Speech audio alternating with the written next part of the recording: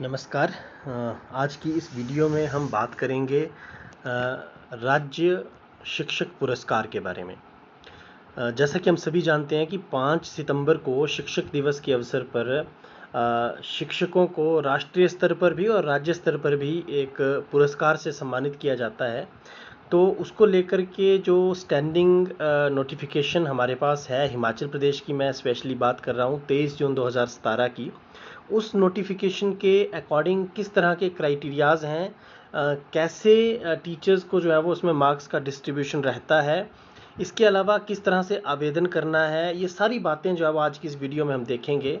तो जैसा कि आप देख पा रहे हैं, ये जो आवेदन है, ये आवेदन जो है ये ऑफलाइन किया जाता है। मोस्टली जो है वो अभी तक ऐसी व्यवस्था है कि ऑफलाइन ये आवेदन किया जाता है। और ये जो आवेदन है, इस आवेदन के लेकर के कुछ अन्य बातें जो है उसको भी हम यहाँ पर देखेंगे। तो सबसे पहले बात करते हैं कि इस पुरस्कार में रहता क्या क्या है, शामिल क्या क्या होता है। तो एक मेडल इसमें शिक्षक को दिया जाता है, हिमाचली टोपी दी जाती है, अंगवस्त्र दिया जाता है, कुछ बुक्स रहती हैं उसमें, और एक प्रमाण पत्र जो है राज्य स्तरीय शिक्षक पुरस्कार का इसमें मिलता है। ऑब्जेक्टिव्स बहुत ही कॉमन से हम सभी जानते हैं। तो हम मेनली जो है वो conditions of eligibility of teacher for consideration of the state award की बात करेंगे कि क्या बेसिक जो एलिजिबिलिटी है वो रहती है। सबसे पहले टीचिंग एक्सपीरियंस की बात की जाए तो 15 वर्षों का जो टीचिंग एक्सपीरियंस है वो चाहिए होता है। इसमें कॉन्ट्रैक्ट और रेगुलर दोनों तरह की सर्विसेज को शामिल किया जाता है। दूसरी बात है, 20 साल का अनुभव उनके लिए अनिवार्य है जो बतौर प्रशासक यानी प्रिंसिपल्स या हेडमास्टर के रूप में जो अप्लाई करना चाहते हैं। तो 15 वर्षों का शैक्षणिक अनुभव बतौर अध्यापक और 5 वर्षों का जो अनुभव है वो बतौर प्रशासक या शैक्षिक प्रशासक जो है वो इसमें रहता है। इसमें मुख्यतः आमतौर पर जो सेवानिवृत्त शिक्षक होते हैं वो अप्लाई नहीं कर सकते हैं, लेकिन अगर 4 माह जो हैं अपनी सर्विस के, अंतिम वर्ष के सर्विस के, वो 30 अप्रैल तक वो पूरा कर लेते हैं, तो इन दैट केस उनको कंसीडर किया जा सकता है इस चीज़ के लिए। इसके बाद 50% जो सर्विस है वो रूरल एरिया में होनी चाहिए उस टीचर की जो इस अवार्ड के लिए अप्लाई करता है। और ये जो डिसीजन है कि कौन सा एरिया रूरल है या अर्बन है, ये हम सभी जानते हैं अर्बन डेवलपमेंट डिपार्टमेंट के द्वारा जो नोटिफिकेशंस टाइम टू टाइम निकाली जाती है उस पर निर्धारित रहेगा। इसके साथ साथ जो एजुकेशनल एडमिनिस्ट्रेटर्स हैं, एक्सेप्ट प्रिंसिपल एंड हेडमास्टर्स, वो अप्लाई नहीं कर सकते हैं। बीआरसी और टीचर्स तभी अप्लाई कर सकते हैं जब 5 वर्ष का कार्यकाल उन्होंने बीआरसी शिप छोड़ने के बाद पूरा कर लिया है या एसएसए, आरएमएसए और डाइट को छोड़ दिया है। उसके बाद इसमें जो है वो नेक्स्ट ये रहता है कि नॉन टीचिंग जॉब में जितने भी टीचर्स हैं, चाहे वो एजुकेशन डिपार्टमेंट में ही हों, वो भी इस पुरस्कार के लिए जो है वो योग्य नहीं माने जाते हैं। इसके बाद एकेडमिक एग्जामिनेशन रिजल्ट की बात करें तो इसमें कुछ बेसिक हम ये कह सकते हैं कि ऐसी कुछ शर्तें हैं जो होना अनिवार्य हैं। तो यदि बात की जाए हाई सेकेंडरी स्कूल्स की, तो वहाँ पर जो किसी भी टीचर की जो उपलब्धियां हैं या जो रिज़ल्ट है वो पिछले 5 वर्षों का काउंट होता है, और उन सभी स्कूलों का काउंट होगा जहां भी अध्यापक ने 3 माह से ज़्यादा अपनी सेवाएं दी हैं। और इसके साथ साथ 65% जो बच्चे हैं वो एटलीस्ट बोर्ड सब्जेक्ट में जो है वो उनका स्कोर रहना चाहिए। 65% से नीचे जो है वो उनके बच्चे जो है वो पास परसेंटेज नहीं होनी चाहिए बोर्ड क्लासेस में। यानी कि यदि +2 में कोई अध्यापक पढ़ाते हैं तो पिछले 5 वर्षों में उनके द्वारा पढ़ाए जाने वाले कुल बच्चे जो हैं, कम से कम कुल बच्चों में से 65% बच्चे जो हैं वो पास हुए होने चाहिए। और यदि प्राइमरी और मिडिल की बात की जाए तो यही चीज़ जो है वो 75% हो जाती है। और यहाँ पर ये बात ध्यान में रखने योग्य है, यहाँ पास सिर्फ ए से सी ग्रेड तक के बच्चों को ही माना जाएगा, क्योंकि हम सभी जानते हैं कि डी और ई ग्रेड को भी अगली कक्षा में प्रमोट कर दिया जाता है, लेकिन उसको जो है वो इस जगह पर कंसीडर नहीं किया जाएगा। डिसिप्लिनरी प्रोसीडिंग यदि CCS रूल 14/16 के अंतर्गत यदि कोई है पिछले 5 वर्षों के दरमियान, तो उसको भी कंसीडर नहीं किया जाएगा। और टीचर्स जिनका नाम जो है वो नॉमिनेट किया गया है ड्यूरिंग प्रोसीडिंग ईयर्स और before can be considered again if they are still otherwise eligible. तो वही है कि अगर वो उसमें क्लीन निकलते हैं या उसके बाद उसके जो है वो अप्लाई वो कर सकते हैं। और स्टेट अवार्ड एक ही बार मिलता है लाइफ में, ये भी एक इसकी एक बहुत बड़ी विशेषता है।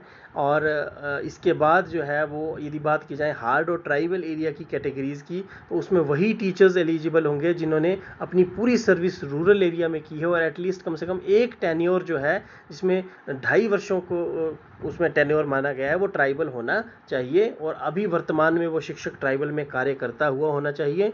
और अगर इन केस किसी शिक्षक का घर ही ट्राइबल एरिया में पड़ता है तो इस स्थिति में जो है वो 15 किलोमीटर कम से कम वो अपने घर से दूर सर्विस करता हो, ऐसी रिक्वायरमेंट्स हैं। और एक सबसे महत्वपूर्ण बात है कि आपके लिए जो भी अंक निर्धारित किए गए हैं उन अंकों को सपोर्ट करने के लिए आपसे जो डॉक्यूमेंट मांगा गया है उसके अतिरिक्त कोई भी अदर डॉक्यूमेंट या परफॉर्मा साथ में नहीं लगाया जाना है। प्रोसीजर की बात करें तो सबसे पहले टीचर अवार्ड के जो है टीचर्स को जो है वो रेकमेंड किया जाता है उसके head of the school, block, district officer के द्वारा एक प्रिस्क्राइब्ड क्राइटेरिया के आधार पर। उसके बाद जो है वो 4 स्तरों पर उसकी स्क्रूटनाइजेशन होती है। सबसे पहले डिस्ट्रिक्ट लेवल की सिलेक्शन कमेटी बनती है, फिर डायरेक्टरेट लेवल की बनती है, देन सरप्राइज चेकिंग वेरिफिकेशन होती है, ऑथेंटिफिकेशन ऑफ द डॉक्यूमेंट होता है, और फाइनल जो सिलेक्शन है वो राज्य सरकार के द्वारा या शिक्षा विभाग के द्वारा वो राज्य स्तर पर की जाती है। फिर डिस्ट्रिक्ट जो चयन समिति है वो एनालाइज करती है परफॉर्मा को, जो सबमिटेड प्रूफ्स होते हैं उनके आधार पे, और असाइन करती है स्कोर कैंडिडेट को 100 की टोटल वैल्यू के आधार पर। और जो प्रिंसिपल्स हैं उनमें 90 मार्क्स का ये जो है वो रहता है डीपी और पीटी के लिए भी सेम है।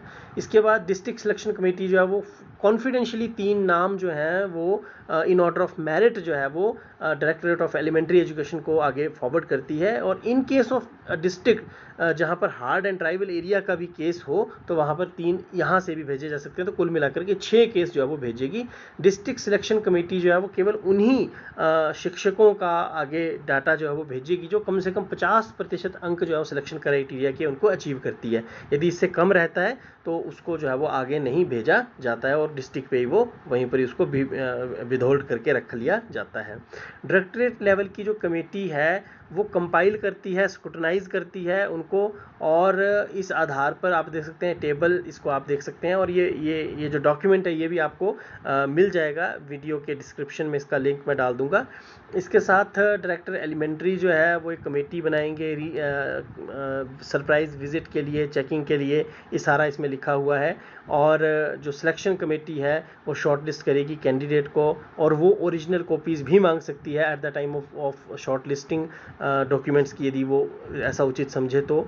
और ये जो है वो संख्या रहती है पुरस्कारों की, और किस पद नाम के लिए कितने पुरस्कार हैं ट्राइबल और जनरल एरिया में, सारा इस टेबल में आप देख सकते हैं इसको वीडियो को पॉज करके।